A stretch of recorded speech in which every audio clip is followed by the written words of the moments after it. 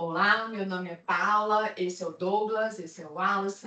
Nós somos alunos do programa de pós-graduação de saúde coletiva, da disciplina de tópicos de avaliação da professora Marluce. Estamos aqui hoje gravando um podcast no seminário de avaliação de serviço e vamos receber, então, para conversar e aprender a professora doutora Sônia Barros, que é enfermeira de formação, com atuação na área de saúde mental, que recebeu o prêmio de reconhecimento da atuação dela de humanização, de inclusão nessa área. E nós vamos deixar ela, então, falar um pouquinho da jornada dela. Bem-vinda, professora Sônia. Muito obrigada, Paula. Obrigada pelo convite. A senhora pode, então, contar um pouquinho para a gente, um resumo da sua jornada profissional? Tá bem, tá bem. Bom, como a Paula disse, voltando e agradecendo mais uma vez ao convite, a professora Marluce e a Paula pela iniciativa. É sempre um prazer muito grande poder colaborar com processos de formação, e poder falar especialmente dessa área da saúde mental, que é tão importante, mas não é valorizada em todas as áreas, né, de atuação, do campo de conhecimento, enfim. Bom, como a Paula já adiantou, meu nome é Sônia Barros, sou enfermeira, sou formada na Universidade Federal da Bahia, há algumas décadas atrás, e quando terminei a graduação aqui na Federal da Bahia, eu fui para São Paulo, onde iniciei a minha atuação e fiquei por lá uns 43, 44 anos, fazendo um processo de formação e de trabalho também. Né? Nesse processo de formação, fiz mestrado, doutorado, já na universidade, mas durante esse período aí de experiência profissional, eu pude desenvolver várias atividades, né, de atuação como enfermeira, na assistência, em assessorias dos processos de reforma que São Paulo começou a viver no início da década de 80, depois como professora na Escola de Enfermagem da Universidade de São Paulo, onde doutorado, e me tornei pesquisadora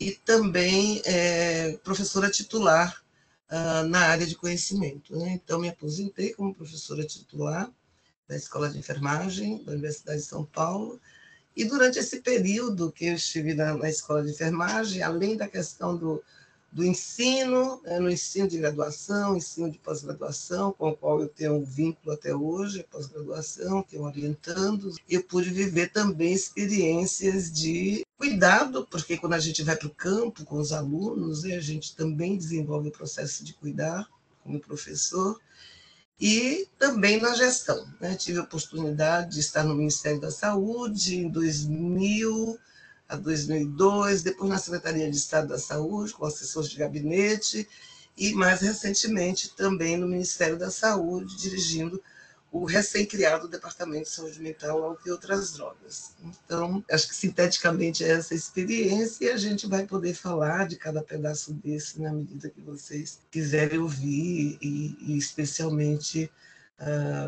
sobre saúde mental. Obrigada mais uma vez. A gente que agradece, professora. Já que nós estamos na disciplina de avaliação de saúde mental, do serviço de saúde mental, nada melhor do que começarmos com uma pergunta falando sobre a avaliação de saúde mental, né? Quando nós falamos em avaliação direta, nós já vamos pensar em taxas, vamos pensar em números, em indicadores. E quando nós levamos isso para a saúde mental, a gente tem que pensar, às vezes, um pouco diferente, né? Porque a saúde mental ela envolve todo o seu arcabouço subjetivo de atendimento, de serviço, de avaliação. E eu queria saber da senhora como nós conseguimos linkar, fazer esse link da avaliação dentro do serviço de saúde mental com o atendimento, com o acolhimento. Então, na área da saúde, de um modo geral, existe uma resistência, né, aos processos de avaliação. Acho que é muito recente essa cultura que vem se formando, vem se desenvolvendo de avaliação. E na saúde mental não é diferente, também encontramos algumas resistências, e é algo também muito recente, né? Apesar de que processos avaliativos iniciam lá no final da década de 1990, mas ainda é um processo lento. Então, enquanto pesquisadora, orientadora, nós temos vários processos, várias pesquisas que vão nessa direção de avaliação de serviço, né, e avaliação de serviço tanto ainda na área hospitalar, como também avaliação dos serviços territoriais, principalmente CAPES. Devo dizer que no primeiro período que a gente começa com esses processos de avaliação, eles iam numa perspectiva qualitativa. Então, temos vários estudos, claro que a avaliação sempre você faz o recorte, avaliar o quê, né, onde. Então, como nós temos no grupo de pesquisa enfim, os processos de avaliação, um fundamento que é a questão dos direitos humanos das pessoas usuárias de serviços de saúde mental. Então, esse recorte é sempre um recorte forte, né, dentro dos processos de avaliação que nós conduzimos. Então, diversos processos de avaliação que dizem respeito a dar fala aos usuários desses serviços, né, que são pouco ouvidos e discriminados e não valorizados. Então, processos de avaliação que dizem respeito ao estar no serviço, o acesso ao serviço, a vivência com os processos de inclusão social, sempre numa perspectiva de usuários e trabalhadores e familiares, né, como sujeitos dessas pesquisas. Então, várias pesquisas, se vocês quiserem, posso dar aqui alguns exemplos de processos que nós fomos vivendo. O último, inclusive, o último de doutoranda, é um processo de avaliação das residências terapêuticas na perspectiva dos cuidadores, né? Então, o objetivo era verificar, identificar se o processo das residências terapêuticas, por meio dos cuidadores que ficam nessas casas, se eles respeitam, se eles consideram os direitos humanos das pessoas que estão vivendo nessas residências. Então, isso como um exemplo, um processo quanti-quali, mas esses processos nós fizemos em vários serviços, né, de avaliação. Temos usado também, nos últimos anos, a gente também, o grupo de pesquisa, entrou por uma perspectiva de buscar instrumentos de avaliação, por vários motivos, né? A pesquisa qualitativa, em que pese a sua valiosa contribuição para entender e compreender os processos que as pessoas vivem, né, no seu meio social, por vezes ela é pouco valorizada nas chamadas revistas para publicar, no meio científico é pouco valorizado. Então, nós resolvemos que seria interessante também a gente agregar qualitativos, processos quantitativos de pesquisa. E iniciamos, então, a fazer a buscar formulários, instrumentos de avaliação que dissessem respeito aos serviços territoriais. Devo dizer que o que existe de instrumento fora do Brasil, no Brasil nós temos poucos instrumentos de avaliação. E fora do Brasil é uma perspectiva muito diferente, porque a reforma psiquiátrica no Brasil ela é muito específica, ela é única quase, né? Apesar de trazer experiência de outros países, ela tem um processo bastante próprio, bastante singular, e muitas vezes os processos formulários, os instrumentos de avaliação que a gente tem, é uma perspectiva mais hospitalar do que de serviços comunitários. Então, muitas vezes nós tivemos que elaborar instrumentos de avaliação a partir de outros instrumentos, enfim, mas o grupo de pesquisa teve que elaborar instrumentos de avaliação próprio, né? Só para que vocês compreendam, a realidade da assistência à saúde mental no Brasil era uma realidade que as pessoas só tinham quase que unicamente, exclusivamente, o hospital psiquiátrico como possibilidade de tratamento. Então, as pessoas eram retiradas do seu meio ambiente, eram internadas em hospitais psiquiátricos, e era quase que exclusivamente essa possibilidade. Tanto assim que os indicadores mais utilizados na área da saúde mental, ou melhor, da psiquiatria, eram indicadores que diziam respeito à cobertura de leitos por habitante. Então, leitos psiquiátricos por habitante. Era quase que unicamente esse indicador, e um outro que era consulta médica em ambulatórios, né? Ambulatórios que existiam no país, poucos, mas existiam. Então, esse era um outro indicador, número de consultas médicas por habitante. Então, Com o processo da reforma, que vocês sabem, inicia ainda na década de 70, sanitária, né?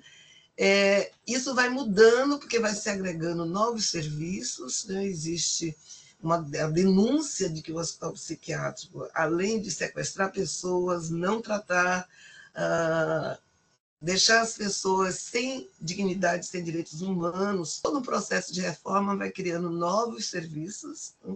Vai reduzindo a quase que única exclusividade do hospital psiquiátrico, vai reduzir o número de leitos, inclusive com processos de avaliação desses hospitais psiquiátricos. Então, tive a oportunidade, quando na gestão, no primeiro momento que eu tive no Ministério da Saúde, em 2001, de elaborar um instrumento de avaliação dos hospitais psiquiátricos, que vale até hoje, que é o Programa Nacional de Avaliação de Hospitais Psiquiátricos, o PNAH, que é um instrumento que avalia exatamente as condições que estão as pessoas que ainda estão internadas nesses hospitais, tempo de internação, por que está internado, enfim, é um documento bastante complexo de avaliação, e que produziu, inclusive, fechamento de hospitais, fechamento, redução do número de leitos, retirada de pessoas no processo de desinstitucionalização que é o marco, né, o fundamento do processo da reforma psiquiátrica, desinstitucionalização não só como saída do hospital psiquiátrico, mas como um processo de inserção dessas pessoas na sociedade, na comunidade. Então, um instrumento de avaliação que produziu esse resultado, né? Pessoas que voltaram para suas comunidades, para suas casas, e passaram a frequentar novos serviços, que são esses serviços que hoje formam a Rede de Atenção Psicossocial e Saúde Mental, a RAPS, e cuja avaliação nós também estamos preocupados em fazer. Então, nesse processo, enquanto pesquisadora, orientadora, tem um fundamento, né? Eu, militante da reforma desde sempre, desde o início da minha carreira, de poder fazer recortes, né, nos CAPs para ver processos de avaliar como as condições das pessoas estão nesse serviço. O que o serviço está ofertando, qual a possibilidade de acesso, enfim, e dos direitos humanos. Então, a gente percebe, professora, desculpa cortar a senhora, que então, por favor, o instrumento ele é muito condizente com o que a gente está pesquisando ou o que a gente está querendo avaliar. A senhora fez uma fala muito importante falando que os instrumentos antigamente, ou até recentes, são instrumentos voltados para estudar o modelo manicomial. E é o modelo que, infelizmente, hoje a gente ainda tem alguns ambientes, alguns locais que trabalham nesse modelo. E hoje em dia, quando nós trazemos para um recorte não manicomial, um recorte mais, não sei se não sei se nós podemos falar, um recorte do cuidado da pessoa em sofrimento mental, cuidado em saúde mental, como nós conseguimos trazer essa perspectiva do usuário frente ao serviço ou a perspectiva do trabalhador frente ao serviço de saúde mental, atualizando um pouco esses processos na criação, no uso desses instrumentos. E complementando, porque uma avaliação de serviço de quarta geração prevê justamente a avaliação de todos envolvidos na rotina do serviço, né? A avaliação com participação do usuário, da família, que costuma ser o principal provedor de cuidado, e dos profissionais. Então, trazendo, né, quem é esse usuário do CAPS? A senhora, no seu grupo de pesquisa, avalia, né, se os CAPS estão garantindo o direito desses usuários.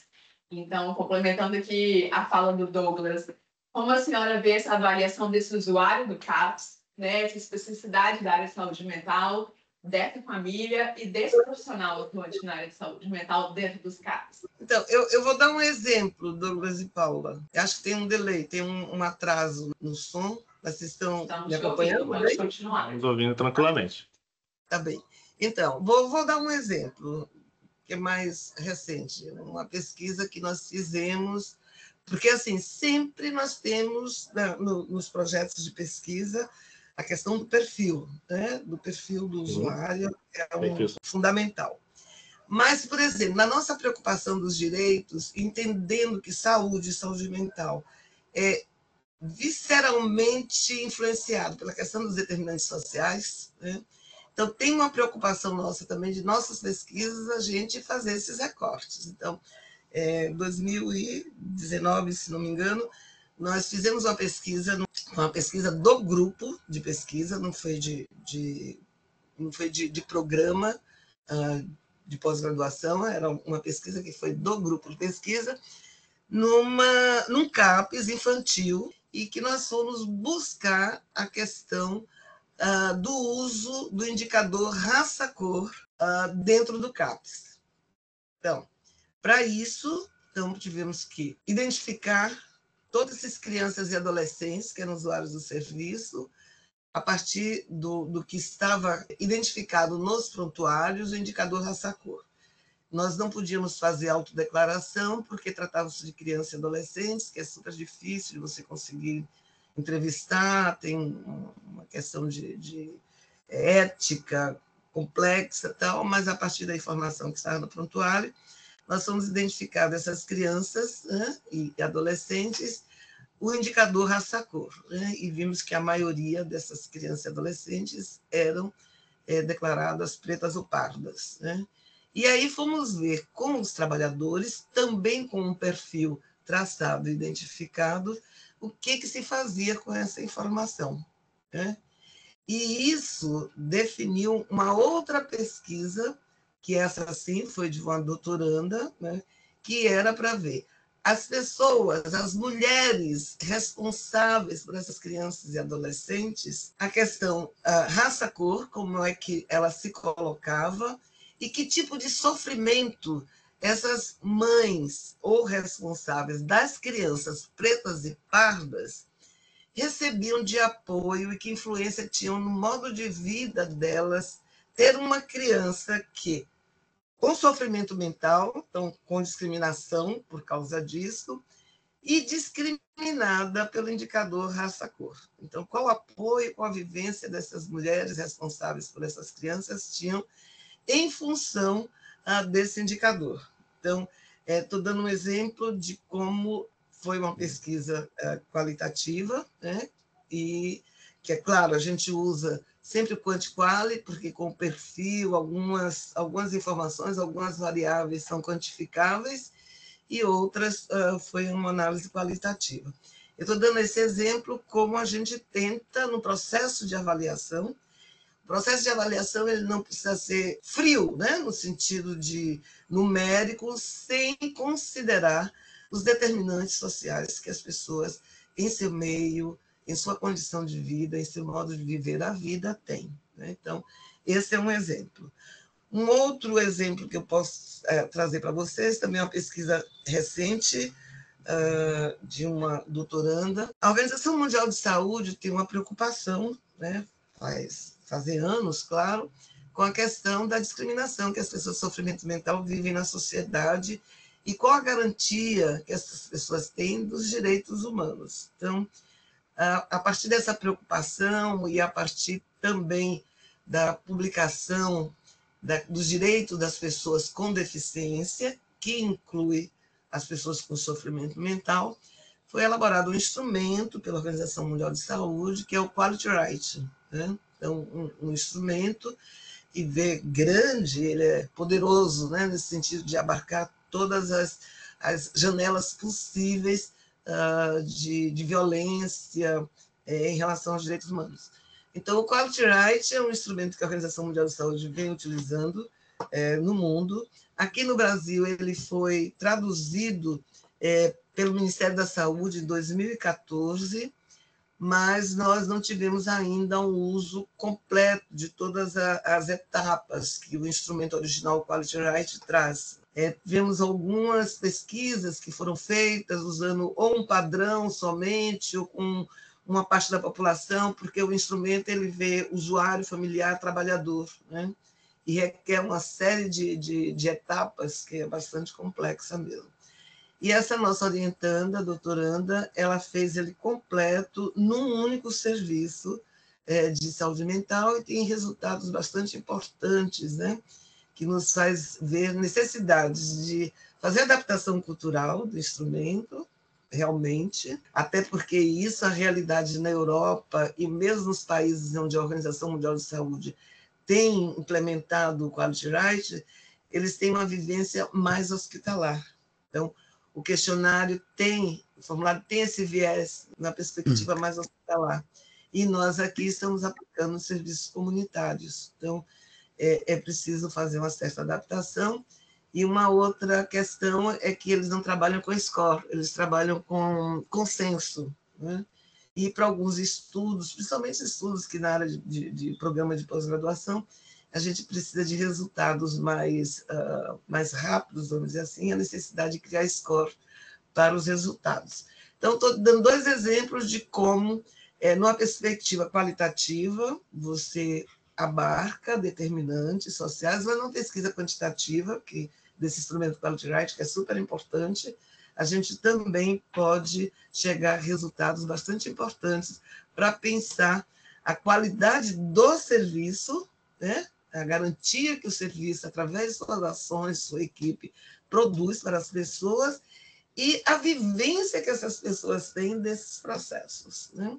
Desses processos do serviço e da comunidade, porque as crianças e as mães estão na comunidade, sofrem bullying na escola, sofrem bullying na rua, na polícia, etc, etc, etc. Então, são 2 perspectivas que se complementam e bastante importantes. Uma perspectiva qualitativa e quantitativa da posição de quem está recebendo aquele cuidado, mas também o projeto institucional dos serviços. Dentro dessas pesquisas que a senhora citou, algum resultado em relação aos profissionais de saúde chamou mais a atenção da senhora? Qual tem sido assim, os resultados em relação aos profissionais de saúde? Porque dentro do indicador satisfação do usuário, envolve também a qualidade técnica do profissional, a relação, né, do terapeuta-paciente. Então, assim, nas suas pesquisas, quais têm sido os resultados em relação aos profissionais de saúde, ou qual a sua percepção sobre isso, né? Então, Paula, são vários resultados, né? Dependendo do serviço, dependendo da equipe. Por exemplo, nessa pesquisa que eu citei como exemplo do CAPES infantil, e que a gente foi verificar o uso do indicador raça-cor para elaboração de projeto terapêutico singular, e numa perspectiva do que tinha em prontuário e da fala dos trabalhadores e dos familiares, né? Então, na perspectiva dos trabalhadores, por exemplo, o que a gente via escrito nos PTS, no prontuário, quase que não tinha ações relacionadas à questão do racismo, né? Não tinha ações identificadas, era pouca coisa escrita e tal. Quando você fazia entrevista com os trabalhadores, eles citavam várias ações que estavam fazendo, né? Elaboração, fazia grupo com as crianças para resgatar a cultura negra, com aquelas bonecas, esqueci o nome, Aboiá, um nome assim. Eles tinham alguma ação na comunidade, junto às pessoas da comunidade, para discutir a questão do racismo.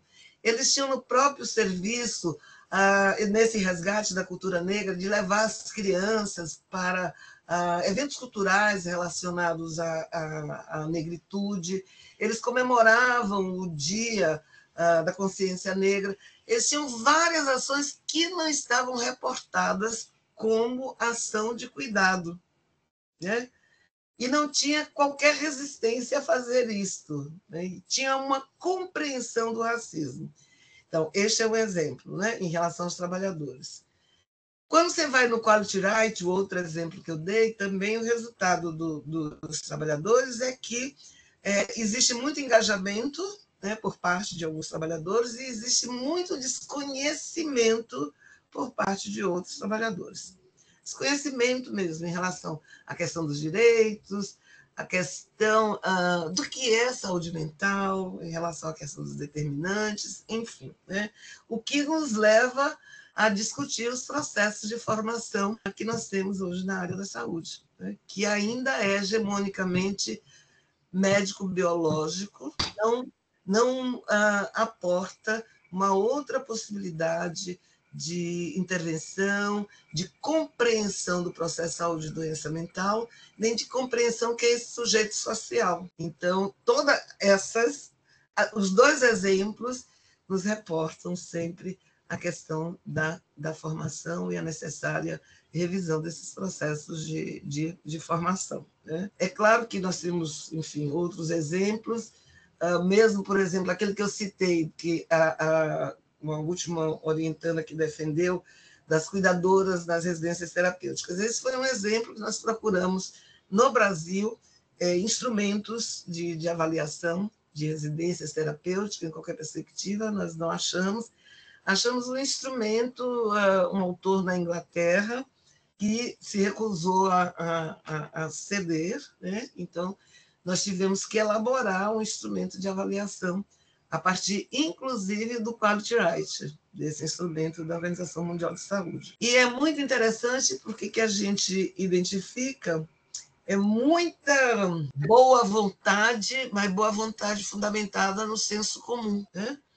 No senso comum que tem que tomar conta, não pode deixar isso, não pode deixar aquilo, sempre, no fundo, o que a gente vê é a questão da periculosidade como um tema ainda central, que é do senso comum, porque cientificamente, né, não tem comprovação de que o louco é mais perigoso do que o assaltante da rua, enfim. E aí é isso, né? Nós tivemos que criar um instrumento para poder identificar isso, e a partir disso, o que é que nos leva também a pensar que mesmo os cuidadores que não são profissionais de saúde, né, são pessoas que estão ali para coordenar as atividades da casa, ajudar as pessoas com maior dependência e tal, eles estão imbuídos do senso comum e que precisam, né, de processos de educação continuada, né? Não sei se eu Professora, respondi. sim, respondeu. Eu particularmente fico muito feliz em ouvir assim a experiência que você tem nesse aspecto mais amplo da avaliação, né, tanto do usuário, da família quanto do profissional. Mas eu também, e aí entendendo que você falou muito de determinantes sociais, falam de um aspecto mais amplo, né? E aí, dentro dessa análise da avaliação do CAPS que você trouxe, a gente queria ouvir um pouquinho sobre a sua perspectiva na avaliação da rede como um todo, né? A ouvir um pouco dessa ideia da RAPS, porque a gente sabe que quando a gente vai falar sobre usuário, família, né, e profissional, a gente vai fazer um recorte. E aí é um recorte específico, mas quando a gente traz para a rede, né, é multifatorial e que a gente precisa entender se o funcionamento, se essa rede hoje, da forma que ela está atuando, ela tem uma efetividade para alcançar esse usuário de fato, se nas pesquisas que a senhora conseguiu produzir, como que tem sido essa atenção da família também, né, dentro dessa rede, os profissionais de saúde. A gente queria ouvir um pouquinho. Tá bem, eu vou falar um pouco da minha experiência de gestão, que faz algum tempo. Então, nas coletividades de gestão, na década de 2000, né, no início dos anos 2000, como eu disse, nós estávamos no processo ainda bastante agudo, a Lei 2001, né, a Lei 10.216, que é a Lei da Reforma Psiquiátrica, tinha sido publicada em abril de 2001, então ainda tinha um processo tanto de financiamento como de procura forte para os hospitais psiquiátricos, a rede estava começando, né? Então já existia CAPES, pequeno número, tanto que a gente vai elaborar e publicar a portaria, eu sou péssima de números, 300 e alguma coisa, que amplia, né, os CAPES, dá recursos financeiros, porque os CAPES existiam sem recursos financeiros, então amplia, põe recurso financeiro, mas nós tínhamos uma questão forte, que eram as assistências nos hospitais psiquiátricos, com um financiamento também de 90% do orçamento da saúde mental dentro dos hospitais psiquiátricos e um número de mais de 80 mil pessoas ainda internadas. Então, o que nós fizemos? Processo de avaliação através do PNASH, que eu citei aí no início da nossa conversa. Então, foi um processo de avaliação específico, era para o hospital psiquiátrico, né? A RAPS ainda não existia, nós estamos iniciando a ampliação dos CAPs, né? E a RAPS só vai lá para 2011, 2012, alguma coisa assim. Então, nós fizemos um processo de avaliação, como eu disse, que ainda hoje é válido. Nós acabamos, o semestre passado, eu ainda estava na diretoria, fizemos a revisão de todos os instrumentos para atualizar tal, e com a perspectiva de que agora ele seja novamente retomado, porque num período de 2016 a 2022 foi um período de retrocesso na saúde, né, e na saúde mental especialmente. Então, portarias que colocamos o psiquiátrico na rede, na RAPS, que não estava, enfim, um período de retrocesso que nós tivemos que fazer esse ajuste aí, tanto ajuste das normas, como a retomada de princípios da reforma psiquiátrica. Então, o PNASH é um instrumento de avaliação que produziu efeitos de fechar com os hospitais psiquiátricos, que eram mais indignos, enfim, que eram, evidentemente, produziam torturas, violências em relação às pessoas. Então, um número grande de hospitais, e hoje nós temos cerca de 12 mil pessoas ainda internadas, mas uma redução grande daquele número inicial que nós tivemos, e isso com os processos de avaliação que foram feitos. Em relação à RAPS, a rede, inicialmente nós tínhamos os CAPs, né, nesse processo de reforma. E sempre, alguns pesquisadores fizeram avaliações através de instrumentos da Organização Mundial de Saúde, da OPAS, sobre os CAPs, mas pouco divulgados, e não me lembro exatamente, 2006, 2008, o Ministério da Saúde também fez o Avalia CAPs, que foi um processo de avaliação de todos os CAPs no país, para ver o que estava acontecendo. Foram feitos por região Nordeste, região Sul, Centro-Oeste, Norte, pesquisadores reconhecidos de universidades, então, fizeram esse processo de avaliar CAPs, né? Os resultados, a gente sabe que eles indicam sempre a questão da formação dos trabalhadores, né? A necessidade de processos de educação permanente para os trabalhadores, indica, naquela ocasião ainda, a dificuldade de acesso das pessoas a esses serviços comunitários. Enfim, alguns resultados foram daquela ocasião. Depois disso, nós tivemos a inauguração da RAPS, né, uma rede que passou a agregar vários dispositivos de cuidado das pessoas com sofrimento mental. Então, dispositivos que já existiam, porque a residência terapêutica, por exemplo, ela é de 99, que é iniciada em 2000. A unidade básica de saúde sempre foi, né, um componente importante para a atenção ao sofrimento mental, daquelas condições menos graves, né? Então, a unidade básica de saúde, essa rede passou a ser a emergência, né? A emergência como um local de entrada possível para as pessoas em crise. Enfim, a rede passou a ter vários componentes. Agora, vejam, quando a rede foi pensada e publicada, tinha cerca de... não chegava a 2.000 CAPs. Hoje, em dezembro de 2024, nós batemos a meta de 3.000 CAPs. Então, um dos indicadores novos que surgiu, né, eu tinha falado para vocês, os indicadores que existiam era cobertura de leito hospitalar por habitante, consulta médica e tal. Então, passou-se a ter um indicador de cobertura de CAPs por habitante. Então, é um indicador que precisa ser estudado, já existem alguns estudos, algumas pessoas pesquisando a necessidade de alteração desse indicador, mas fundamentado, isso em 2001 que nós fizemos, né? Quando da ampliação, da portaria de ampliação dos CAPs. Foi uma olhada aos indicadores que a Organização Mundial de Saúde usava para serviços territoriais, mas muito fundamentado na atenção básica, como a Organização Mundial de Saúde chamava. Então, foi escolhido o indicador de 1,6 por 100 mil habitantes. Mas hoje nós já temos 1,3, a média do país é de 1,3 CAPs por 100 mil habitantes, e a gente sabe que não é suficiente. Então, 1,3 está muito próximo de 1,6, e a gente sabe que não é suficiente. Então, com certeza, esse indicador precisa ser revisto, já tem estudos ainda No próprio Ministério, lá no DESMAD, a gente iniciou esse processo de discussão e revisão desses indicadores. Não sei dizer como está exatamente andando agora, mas a gente iniciou isso entendendo que, apesar de que a RAPS hoje tem 6.300 e tantos pontos de atenção, sendo que deles mais de 3.000 são CAPs, e aí inclui residência terapêutica, as unidades de acolhimento infantil e unidade de acolhimento de adulto, tal. Teve ampliação de todos esses números, o que totaliza esses 6.000 e tantos pontos de atenção. De fato, não existe uma avaliação do conjunto do funcionamento dessa rede, né?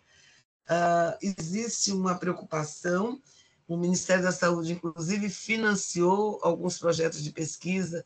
O professor do Rio Grande do Sul, que está fazendo uma avaliação de todos os CAPs do país, ele já deve ter terminado, deve estar na fase de análise de dados, e a necessidade de se ter um instrumento padrão para todos esses serviços, né? Os CAPs priorizados, porque ele é ponto central mesmo da rede, né? Todas as modalidades de CAPs, CAPs 1, 2, 3, AD, infanto-juvenil, eles são ponto central. Então, essa preocupação da avaliação desses serviços, que também nós já tínhamos começado a fazer essa indicação, inclusive com a indicação e tendo recursos para a primeira coisa a fazer, um censo nos CAPs, né? Nós temos uma experiência de censo hospitalar, que quando eu estive na Secretaria de Saúde de São Paulo, nós fizemos um censo psicossocial de todos os hospitais psiquiátricos de São Paulo, eram 56 naquela ocasião, e pudemos detectar que 50% da população que estava nesse serviço eram moradores, ou seja, estavam naqueles hospitais psiquiátricos há mais de um ano. Além disso, podemos caracterizar toda essa população em relação à raça cor, à família, né, a condições de saída do hospital, todo esse mapeamento para poder fazer uma avaliação.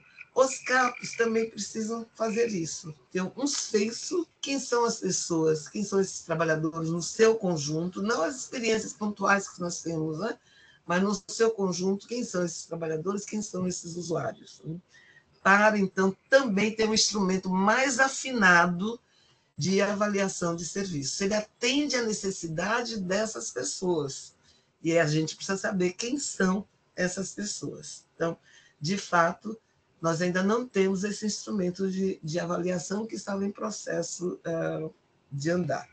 Então, na gestão, a gente também vai, a partir do que os pesquisadores podem nos trazer, as problemáticas que eles vão desvendando, nos sustentam para ter propostas, né, de reformulação, de ampliação. Então, o que precisa mais aqui e ali para sustentar um planejamento estratégico que é necessário fazer quando você tem um departamento que cuida e que reconstrói uma política de saúde mental no país, né? Então, você precisa ter planejamento estratégico, ter ações, as atividades decorrentes, metas e avaliação, e isso, as evidências que são produzidas a partir dos estudos que os pesquisadores fazem, sustentam essas metas, né, e essas ações. Não sei se eu... mas é nessa... Sim. E, além desse indicador de cobertura, a senhora falou, né? Só o ensino médico de cobertura é suficiente para avaliar a qualidade do serviço? Porque o Programa Nacional de Avaliação de Serviços de Saúde, que é a APNAS, ela tem uma outra dimensão de avaliação, que é a produção de cuidado e o processo de trabalho, né? E aí, dentro da rede, como que a senhora percebe a relação do CAPS com a atenção primária? Porque um dos indicadores é a continuidade desse serviço, né? E essa é uma relação importante, porque a estratégia de saúde da família é o vínculo com o usuário, é a continuidade do serviço. Então, como a senhora percebe essa relação, ou o que é preciso para melhorar a efetividade, né, desse processo de trabalho? Só complementando um pouco o que a Paula falou, como que nesse processo de avaliação a gente pode também estar evitando a peregrinação, né, dos usuários dentro da rede, dentro do programa, sem trazer esse prejuízo até mesmo de influenciar na parte de continuidade do tratamento, do atendimento? Então, atenção, como eu disse, né, a atenção primária ela é fundamental. Além de ser um elemento importante dentro da RAPS, né, ela também tem vida própria e é a entrada dos usuários do Sistema Único de Saúde, é a porta de entrada da atenção primária. Claro que na área da saúde mental, o CAPS também é a porta de entrada para o acesso às pessoas, né? E os CAPs não foram propostos para atendimento de qualquer tipo de sofrimento mental, né? Tem uma grande parcela que é de responsabilidade da atenção primária. Então, os chamados transtornos menores, né? As pessoas que têm sofrimento mental, mas num nível de convivência e de não produzir, enfim, disrupção com a realidade, então eles devem ser atendidos na atenção primária, né? E por isso essa preocupação, os NASs foram instrumentos valiosos para essa questão da saúde mental na atenção primária, agora mudou, é uma outra equipe, ainda não temos uma avaliação da efetividade dessa nova equipe na questão da saúde mental, como tivemos do NAS, que foi fundamental, mas esta rede e essa relação atenção primária e CAPs, né, porque são as unidades de cuidado mais direto, ela é flutuante no sentido que depende da rede, depende da região, e quando eu falo região do país, região dentro do mesmo município, né? Vamos pegar, desculpa meu exemplo, São Paulo, né, que é onde eu vivia, mas dentro de São Paulo, nas regionais de saúde, você tem diferenças fortes, né?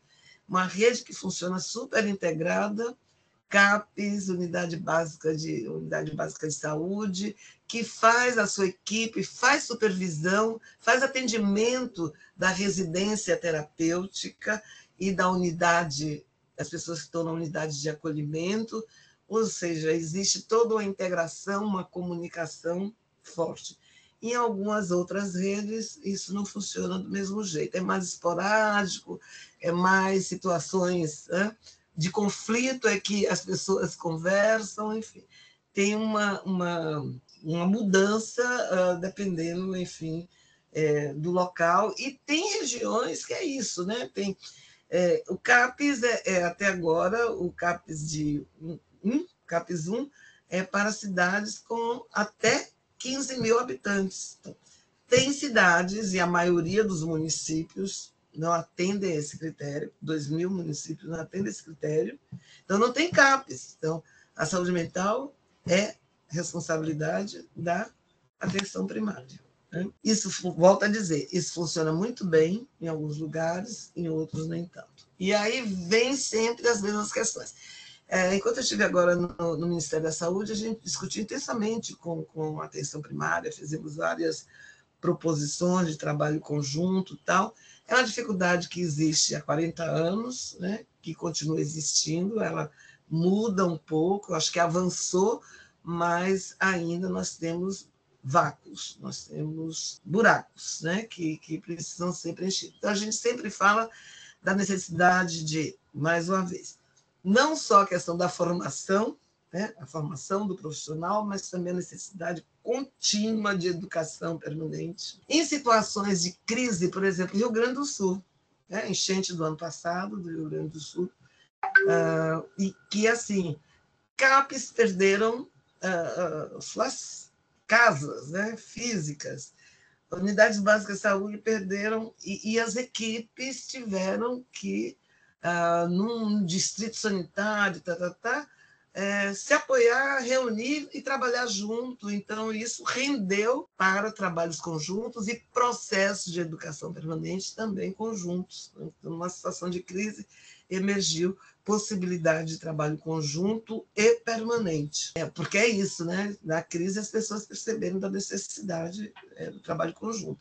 Equipes de saúde mental que se desfizeram, as pessoas simplesmente não conseguiam chegar, né? E aí a Unidade Básica de Saúde teve que sustentar esse trabalho e o inverso também. Mas isso é algo que deve acontecer no cotidiano e não é semelhante para todo lugar.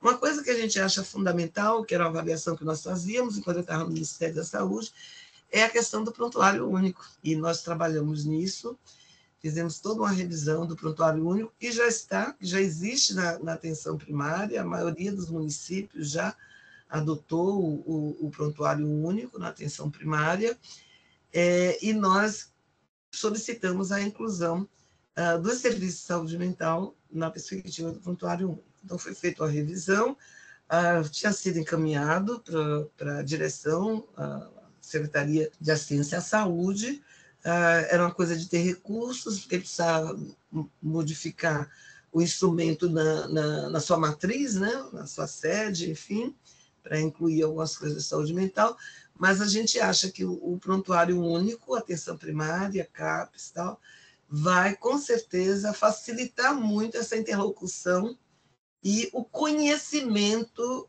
integral que os trabalhadores de CAPES, os trabalhadores de atenção primária, têm desse sujeito, né? Porque mesmo que o sujeito tenha um problema de saúde mental grave e está sendo atendido no CAPES, ele também tem hipertensão, ele também tem outros agravos, pode ter outros agravos de saúde que precisa ser cuidado na atenção primária, né? Então, do mesmo jeito, alguém que tem sofrimento mental e é cuidado na atenção primária pode entrar numa situação de crise e precisa ser referido para um momento, um período de cuidado no CAPES, e o prontuário único é uma das questões que a gente acha que pode ser um dos facilitadores dessa necessária interlocução da atenção primária e da RAPES. Vou continuar, Ciri. A gente comentou sobre o seu período de gestão. Sim. Acho que podemos aqui avançar para o nosso último tópico, passando por serviço, por programa, e chegar agora em políticas, né, públicas. A Política Nacional de Saúde Mental, né? Então, esse seu período de atuação na área de gestão, a gente gostaria de saber a sua consideração sobre a Política Nacional de Saúde Mental, da proposta que ela teve, né, de mudança da lógica de cuidado, o que a senhora considera que foram metas alcançadas, quais, né, os avanços, quais os retrocessos, o que precisamos melhorar, e até a própria reforma, né, que ela passou, a revisão dessa política em 2017. Professora, a senhora já começou a comentar um pouco, né, sobre esse retrocesso quando cita a questão da reinclusão dos hospitais, né, dentro da política da RAS, e aí a gente queria entender, assim, na prática, né, essas revisões, como que você entende que tem impactado, né? Se agora, entendendo que a gente consegue voltar, de fato, à base, né, da reforma, ou se com essas inclusões a gente ainda tem alguns buracos que foram, né, de fato ocasionados e que a gente vai precisar de aí talvez um longo período para conseguir restaurar de novo a política, né, de atenção às pessoas em sofrimento mental. É que tem um hiato no som, eu não consegui ouvir o último pedaço.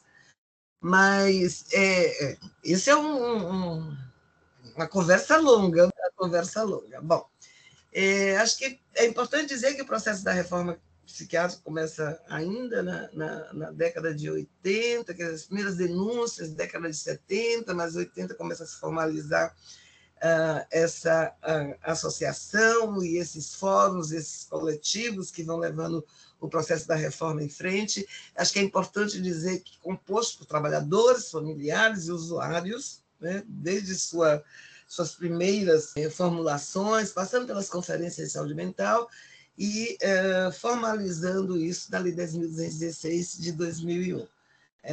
A lei vem fundamentar todo um processo que já estava em andamento, né, com a questão da avaliação dos hospitais psiquiátricos, já fechamento dos leitos, a ampliação, já iniciando a ampliação dos CAPES, e a Lei 2.216 vai fundamentar isso e fazer com que se tivesse argumentos para o financiamento dos CAPES, a ampliação desse serviço, a criação de novos dispositivos, como as residências terapêuticas, depois as unidades de acolhimento e tal.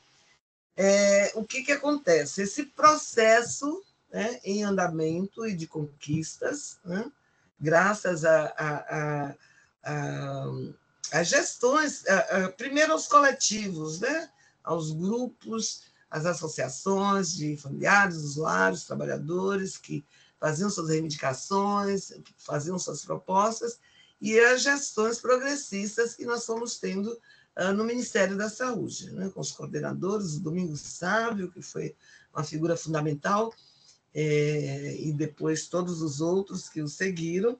E nesse período, 2016, com mudança de governo, desde o governo Temer, na verdade, com o golpe, né, contra a presidenta Dilma, vários retrocessos foram acontecendo, né? Então, normas que foram saindo, reduzindo financiamento, por exemplo, dos serviços territoriais, aumentando o recurso para leito hospitalar e paralisando os recursos para serviços territoriais. Um outro exemplo, a inclusão, porque quando a RAPS foi formalizada, não tinha hospital psiquiátrico, porque a proposta da política é a extinção dos hospitais psiquiátricos, leitos em hospital geral, leitos de saúde mental em hospital geral, para aquelas pessoas que, por uma situação específica, especial, precisa de uma internação curta, incisiva e tal, e então leitos em hospital geral, mas não reduzir drasticamente, acabar com os hospitais psiquiátricos. Esse é o processo da reforma. Portanto, na RAPS não tem hospital psiquiátrico. Tem leitos em hospital geral, tem emergência, né? Tem CAPS, tem, enfim. Eles incluíram na RAPS o hospital psiquiátrico. E mais, incluíram na RAPS um dispositivo de residencialidade, comunidade terapêutica, né? Então, isso aí vocês vão ver na gravidade da situação.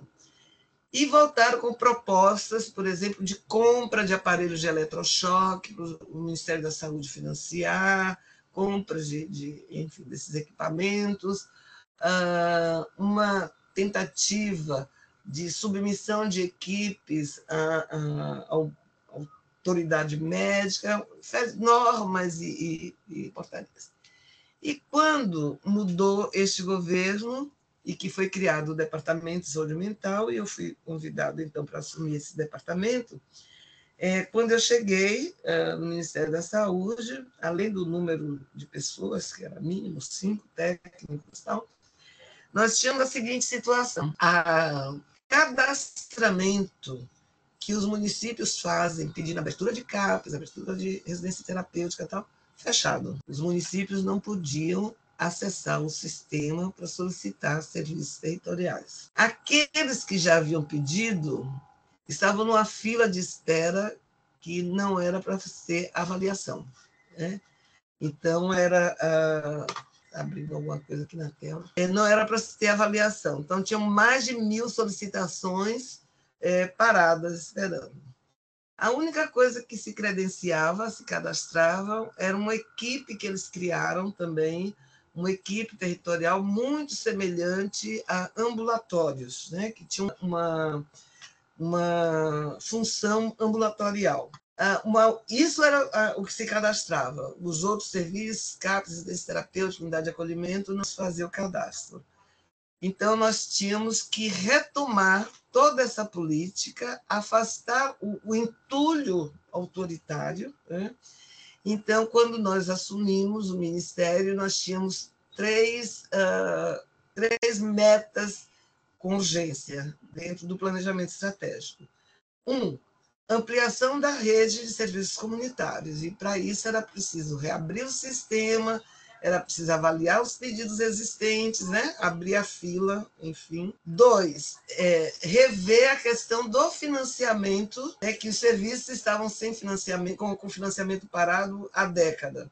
Então, era necessário rever o orçamento, o pagamento desses serviços, de forma que os municípios se sentissem incentivados a pedir abertura de novos serviços, né? Porque o Ministério da Saúde não pode chegar no município e implantar. É todo um processo que se inicia no município. E 3, a questão da educação permanente, que a gente sentia que era o necessário. porque o que a gente tinha de vivência, nós começamos a fazer reuniões novamente com os coordenadores de saúde mental, tal, que se trazia, o que a gente verificava, inclusive por relatos dos próprios trabalhadores, era um desalento completo na rede, né? Os trabalhadores desmotivados, muita gente nova dentro da rede, que sequer sabia o que foi esse processo de reforma psiquiátrica, né? Que CAPS nem sempre existiu, enfim, né? Todo esse processo é como se ele sempre existisse, mas não é verdade. Então, a gente sentia um completo despreparo dos serviços na rede, desalento, poucas iniciativas na rede e um retorno, inclusive, porque também nesse período de retrocesso foi criada uma possibilidade de cadastramento de clínicas especializadas em psiquiatria. Então, tinham clínicas que estavam se cadastrando como clínica e internando, que é proibido, inclusive por lei, é só hospital que pode internar. Essas clínicas internando, esse é um exemplo de retrocesso e um exemplo do que também uma meta que nós tínhamos, que era a revisão normativa de todas as portarias desse período, de forma a que a gente tirasse pelo menos o que era mais aparente do retrocesso. E nós fizemos isso, nós conseguimos retirar da RAPS o hospital psiquiátrico, nós conseguimos retirar o cadastramento dessas clínicas psiquiátricas, elas não podem se cadastrar no Ministério da Saúde, e basicamente conseguimos ampliar a rede. Acabei de dizer, em dezembro, a gente pulou para mais de 3.000 CAPs e mais de 6.000, quase 7.000 pontos de atenção. Fizemos uma revisão de orçamento com um aumento de em torno de 55% dos recursos de investimento na rede. Então, CAPES teve aumento de sua diária, a residência terapêutica teve aumento de também, acho que 50%, todos os dispositivos da RAPES tiveram aumento no valor de pagamento. E o programa de volta para casa, que é aquela bolsa auxílio que se dá às pessoas egressas do hospital psiquiátrico, a gente conseguiu aumentar também cerca de 50%. É um valor ainda questionável, né? Mas era 500, a gente conseguiu passar para 750. Né? Então, com isto tudo, a gente foi fazendo a reconstrução da política de saúde mental dentro dos seus pilares, né? Que é desinstitucionalização, e para desinstitucionalizar você precisa regrar os hospitais e precisa ampliar a rede para que as pessoas possam ter acesso à rede, e o fundamento outro da reforma, que é a questão dos direitos humanos, né? Então, direitos humanos significa dignidade, significa acesso ao trabalho, acesso à arte, cultura, e nós conseguimos também recurso para editais de bolsas de auxílio para usuários que estão trabalhando em projetos de geração de renda na rede. Então, foi publicado, já deve estar saindo essas bolsas publicadas, foi publicado ainda na minha gestão, arte, cultura e supervisão institucional nessa perspectiva de educação permanente, nessa perspectiva que a supervisão dos serviços com um elemento externo é fundamental também para o processo de formação cotidiano desses serviços. Então, dentro, né, dessas metas do planejamento, que era isso, a ampliação da rede, o orçamento, a revisão das normativas e a educação continuada, a gente avançou e trazendo a política de saúde mental de volta, reconstruindo esse processo com uma outra perspectiva bastante importante, que dentro da área de saúde mental, álcool e drogas foi, então, detonadíssima, né? Foi talvez a área mais detonada, e um dos primeiros pontos que a gente, quando assumiu, solicitou foi a inclusão, porque o departamento que foi criado era o Departamento de Saúde Mental. Então, nós fizemos gestão junto ao secretário, junto à então ministra Anísia, que o nome do departamento é Departamento de Saúde Mental, álcool e outras drogas, porque o uso de álcool e outras drogas é um problema de saúde e, portanto, é da responsabilidade do Ministério da Saúde. E o departamento, então, foi publicado e nomeado como tal. E, nessa perspectiva, a gente também trouxe as ações, a ampliação da rede de CAPs álcool e drogas, né? A retirada de um CAPs ADA4, que era um mini manicômio, que foi criado em 2, 3 estados. Nós extinguimos da rede também esse CAPs AD4 e trazendo a perspectiva da redução de danos como uma perspectiva importante do cuidado para pessoas com problemas de uso de álcool e drogas. Não é o obrigatório, não é o único, mas é um dado importante que as evidências científicas mostram que é um caminho que para o usuário é bastante importante. Acho que foram vários avanços que nós conseguimos fazer nesses 2 anos e meio, né, reconstruindo essa política de saúde mental, que eu torço para que ela continue avançando e resgatando a dignidade das pessoas com sofrimento mental e dos trabalhadores também, que estavam muito maltratados, né? Muito bom. Obrigada por compartilhar e o seu trabalho. Parabéns, maravilhoso. E a senhora já recebeu diversos prêmios, né? Sobre sua atuação profissional, de dignidade. A gente gostaria de encerrar. Qual foi a importância de ocupar esse cargo na sua vida pessoal? E até com um comentário que quando a senhora encerra esse trabalho, né, de gestão, a senhora faz uma declaração na rede social. A gente gostaria de comentar a frase que está escrito lá, né? Qual foi a importância de ocupar esse cargo, uma primeira mulher negra, enfermeira, baiana, ocupando a posição de liderança na direção do Departamento de Saúde Mental do Ministério da Saúde. Então, só retomando, que eu não falei dos prêmios, enfim, mas eu me sinto muito honrada, muito... enfim. O primeiro prêmio que eu recebi foi a medalha de honra do Oswaldo Cruz, a medalha dada pela Presidência da República em 2002, né? Que eu recebi a medalha de bronze, exatamente porque foi criado um departamento que tinha várias áreas técnicas, né? Não era só saúde mental, era saúde mental, drogas, idoso, deficiente, violência, trabalhador, enfim, acho que 7, 8 áreas.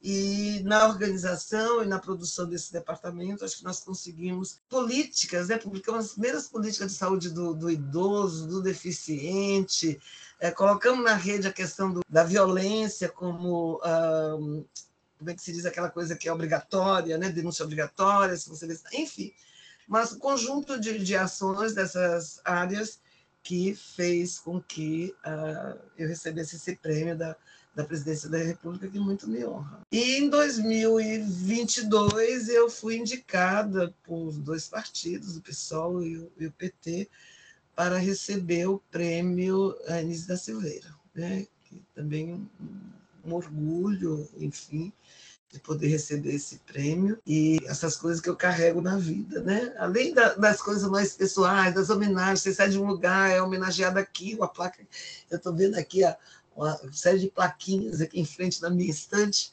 enfim, mas esses maiores, assim, que chamam mais atenção, e ainda o ano passado, 2024, eu recebi o Prêmio de Direitos Humanos Carrano, né?